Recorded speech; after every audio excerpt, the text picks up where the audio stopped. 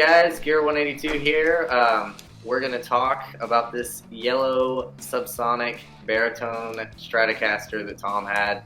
And why are we talking about this, Stefan? Because they're releasing a miniature collectible, what do you call these, Axe Heaven guitars? Yeah. To the Stars is releasing. They've been on a little bit of a kick lately, releasing a few of these. They've done the Boxcar Racer 335. They've done a regular brown one. They've done like it's a Daphne blue one. I think they were trying to go for the surf green. I don't know, but they're doing that one. Yeah, yeah, it's like a...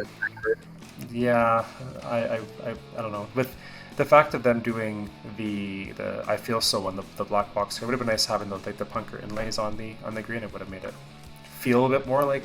Yeah, that would be a big ask, though, right? But that's the thing, right? That's the thing. That's the dream. So we thought, with them releasing that, and there was actually quite a bit of comments for us to review the yellow. So I know we've done.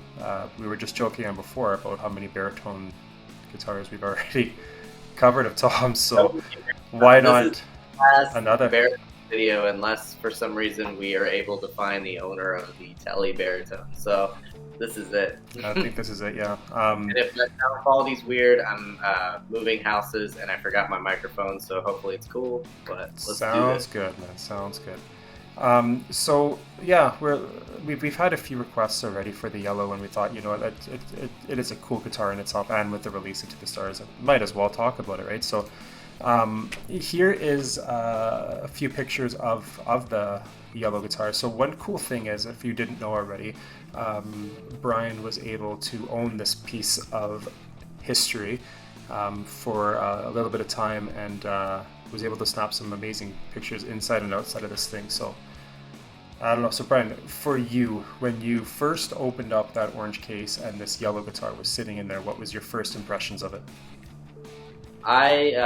So when I opened it and I saw it, I was thinking, wow, with a maple neck, it just looks so good. Like, it really solidifies what I was thinking as a child, as a teenager, when I saw this guitar and when he was holding it on the couch. I was thinking, why did they not make the Mexican version with a maple neck? It just looks so good with the yellow. And something cool about this guitar, obviously it is custom shop. It's got the custom shop neck plate made by Alex Perez. Mm-hmm. It actually has a Subsonic neck. The one that you have, Stefan, is that custom made Subcaster one-off neck with a 69 headstock. But this one is actually just a custom shop Subsonic neck. And I was always just enamored, like, why was this one maple, but every single other guitar of Tom's was rosewood? And I was thinking, is it because it looks so good? Is this an aesthetic choice? What is it?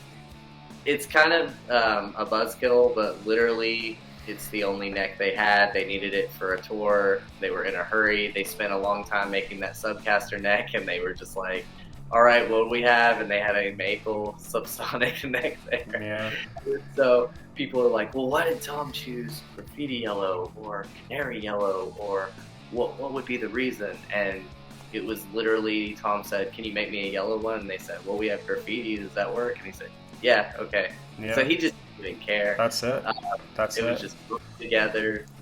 Cool thing is, when Alex makes these guitars, they're rushed. Like, hey, we're going on tour next month. I need this, this, and this. And this was the only neck that they had sitting in the shop. I don't think Tom really cared. He just wanted, I think, just a yellow, didn't even specify what color yellow or what shade of yellow, just a yellow guitar for the baritone, because I think this was, and I could be wrong, but I think this was for Pop Disaster, before they went over Pop Disaster tour.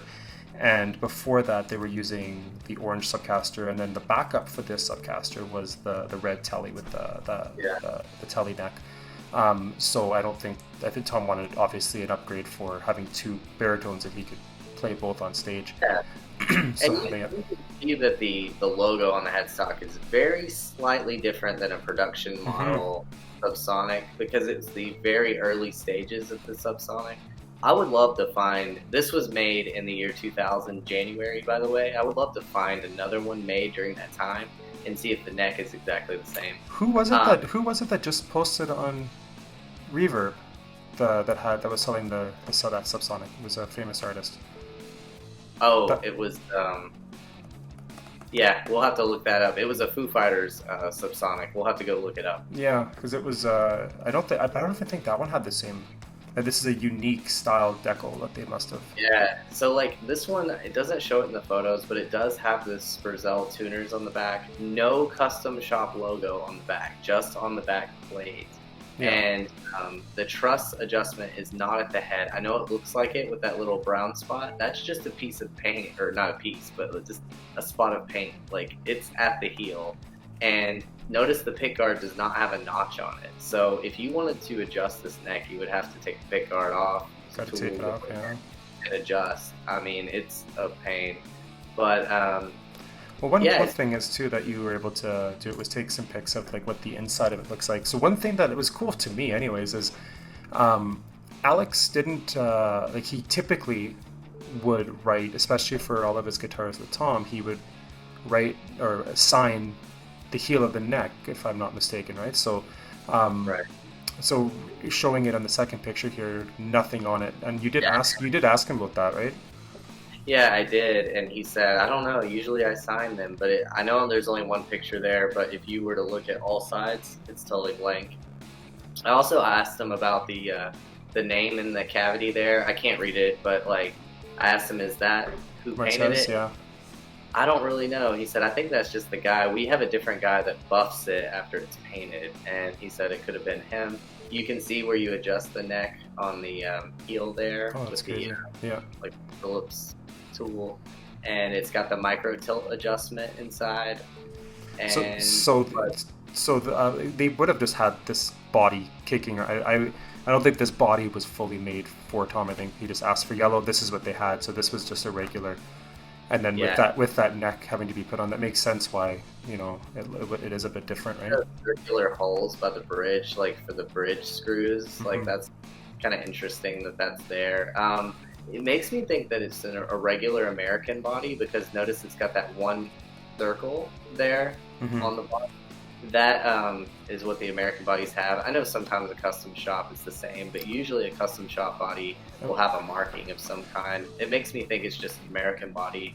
I will say Padre has that as well. Like the brown Strat has that circle too. Oh, probably just American body, honestly. I mean, whatever they had kicking around, I'm sure. Yeah, and notice the knob is a heavy knurl knob, 27-inch scaling, and I love how dirty the back of the neck was. He sanded the neck so it just collected a ton of dirt.